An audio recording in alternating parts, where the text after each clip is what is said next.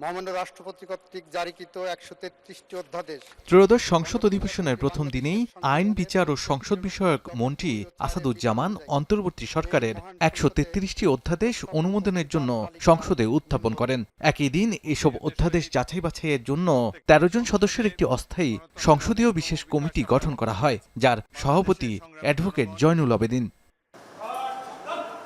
বুধবার বেলা ২টার পর সংসদের ক্যাবিনেট কক্ষে এই বিশেষ কমিটির দ্বিতীয় বৈঠক শুরু হয়। প্রায় ২ ঘণ্টা ধরে চলা বৈঠক শেষে সাংবাদিকদের মুখোমুখি বিশেষ কমিটির বিএনপি ও জামায়াতের সদস্যরা। তাদের কথাই স্পষ্ট বৈঠকের উত্তাপ।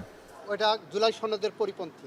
আইনমন্ত্রী ও স্বরাষ্ট্রমন্ত্রী জানান, কিছু অধ্যাদেশ হুবহু বিল আকারে আনা হবে, কিছু সংশোধন আকারে, আর কিছু বাতিল হবে।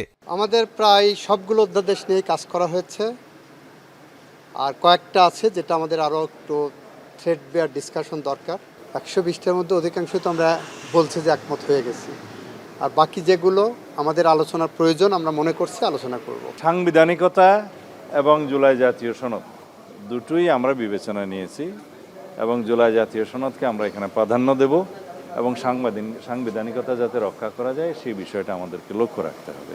জামায়াত ইসলামী বলছে, অধিকাংশ অধ্যাদেশ নিয়েই একমত দলটি। তবে গণভোট, দুদক, পুলিশ সংস্কার কমিশন ও বিচার বিভাগ সহ যেগুলো জুলাই আকাঙ্ক্ষার সঙ্গে জড়িত এমন ২০টি অধ্যাদেশ নিয়ে দ্বিমত তৈরি হয়েছে। দলটি বলছে, এসব অধ্যাদেশ রহিত করতে চায় বিএনপি, যার বিরোধিতা করেছে জামায়াত। 18টি বিষয়, 18 থেকে 20টি বিষয় ওনারা এখানে উত্থাপন করেছেন, আমরা একমত হইনি।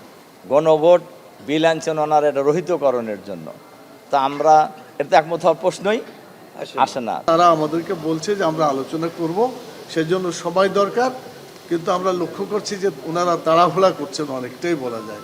বিশেষ কমিটির সভাপতি বলছেন, কয়েকটি অধ্যাদেশ নিয়ে আরও আলোচনা দরকার। কোনগুলো অনুমোদন পাবে, কোনগুলো বাদ যাবে তা নির্ভর করছে সংসদের উপর।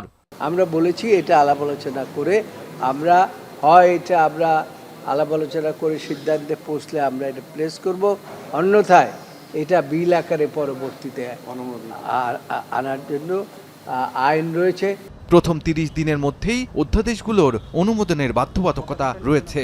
আগামী ২৯ মার্চ এই কমিটির বৈঠকে ২০ অধ্যাদেশের বিষয়ে আলোচনা হবে বলেও জানান তিনি। শাহাদাত অফরো, এখন, ঢাকা।